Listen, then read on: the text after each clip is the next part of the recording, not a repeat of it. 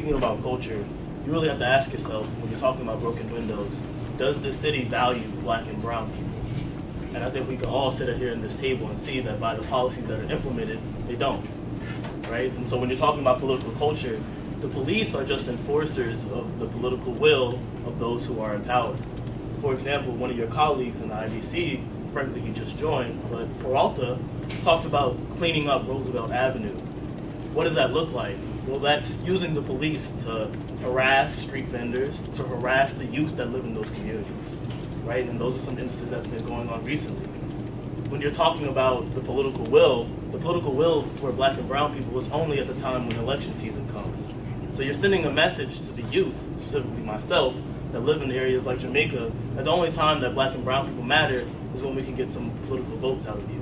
So when we're talking about broken windows, we don't really have to use academic language. I don't need to talk to the kids on my block or my friends about broken windows. We already know what happens. And even worse, we're talking about it from such a stand-back position in which we don't even talk about how that harassment really takes place in such a violent and sometimes even like deadly manner. But when we're talking about broken windows, specifically policy situations that we can move forward with, we can unless we kind of had a call-out culture, not just Democrat, Republican, or IDC, but the fact that this is the right thing to do. And too often we draw party lines along what's right. And so when we're talking about broken windows, we're even up against the mayor or even the governor in terms of getting what's right for our communities. When we're talking about investing in our communities, there's complete obstacles to who's going to get a slice of that pie. And black and brown people are always the last to get the first slice, of the pie, but always the first to be victimized and killed and incarcerated. And when we're talking about policy solutions, for Jamaica specifically, you got to get rid of that police quota. You know, these things aren't necessarily hard conversations to have. I mean, we're here in the room, but these things aren't something that just pops up just now. I mean, this platform, granted, is great. We have ideas, they're great. I'm pretty sure everybody in this room has ideas.